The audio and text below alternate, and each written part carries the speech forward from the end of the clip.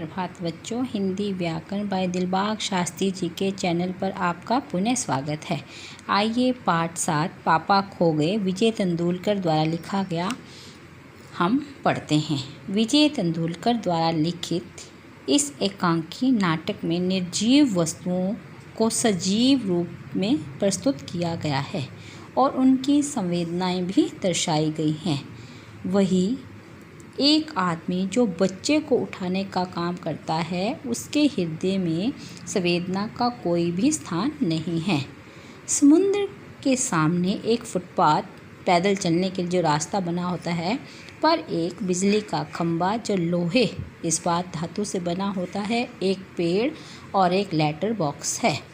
वही एक दीवार पर एक सिनेमा का पोस्टर लगा है जिस पर नृत्य नाच करते हुए की भंगिमा में भाव में एक औरत की आकृति है, बनावट है। पेड़ सबसे पहले से ही वहाँ खड़ा है, बाद में खंबा, लेटर बॉक्स और पोस्टर उस स्थान पर लगाए गए। शुरू में खंबा पेड़ से बातें नहीं करता, लेकिन एक बार आंधी तूफान की रात में पेड़ खंबे को गिरने से बचाता है और उसे अपने ऊपर रोक लेता है। तभी से दोनों की दोस्ती हो जाती है।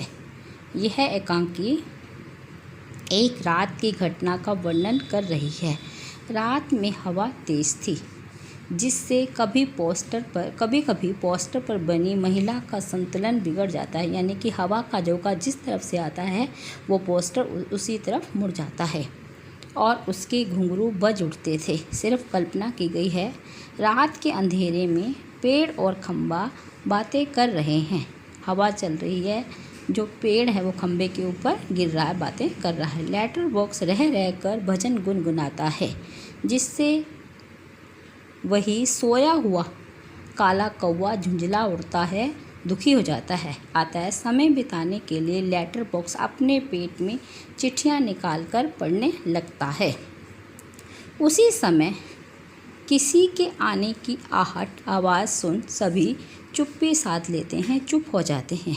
एक दुष्ट व्यक्ति एक छोटी बच्ची को अपने कंधे पर उठाकर लाता है और उसे पेड़ की ओट में डाल देता है, छिपा देता है।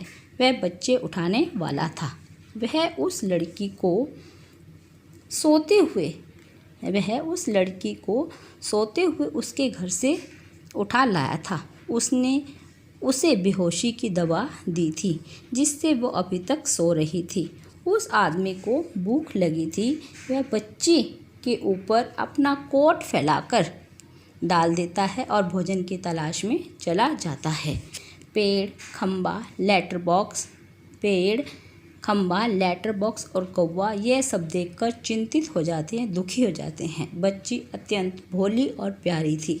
सब घबरा जाते हैं कि आदमी ने ना जाने इस बच्ची के साथ क्या करेगा। वे उसकी रक्षा के संबंध में विचार विमर्श करने लगते हैं कि इसको कैसे बचाया जाए। उनकी बातचीत सुन लड़की जाग जाती है। उसे लगता है जैसे कोई वो सपना देख रही हो। वह हैरान होती थी कि आवाज़ें कहाँ से आ रही थी। लेटर बॉक्स उसे बताता है कि वे सभी निर्जीव होते हुए भी बोल सकते हैं। लड़की यह जानकर खुश होती है। केवल कल्पनाएं हैं। सभी उससे उसके घर का पता पूछते हैं, पर लड़की उन्हें कुछ ठीक से बता नहीं पाती है। थोड़ी देर में वह दुष्ट आदमी वापस आ जाता है। सभी चुप खड़े हो जाते हैं और बच्ची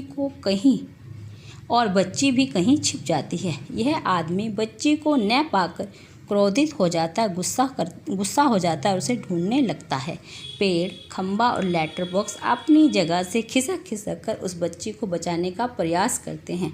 अचानक कौवा भूत चिल्लाने लगता है। उसके साथ साथ सभी चिल्ला पड़ते हैं। यह सुनकर आदमी डरकर भाग जाता है।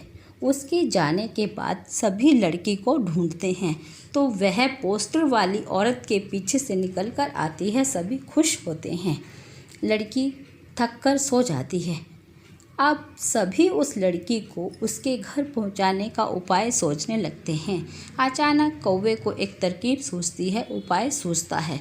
वह पेड़ से कहता है कि वह सुबह तक लड़की के ऊपर छाया किए रहे और जिससे वह देर तक सोती रहेगी, और खंबे से कहता है कि वह थोड़ा झुककर पेड़ पर टिककर खड़ा रहे। इससे लोगों को लगेगा कि कहीं एक्सीडेंट हो गया है। वे पुलिस को बुलाएंगे, पुलिस लड़की को देखेगी और उसके घर का पता मालूम कर उसे पहुंचा देगी। लेटर बॉक्स कहता है कि इतना करने पर भी कोई ना आया तो क्या होगा। तब कौवा कहता है कि लाल ताऊ कि पेट लाल ताऊ तुम पढ़े लिखे हो।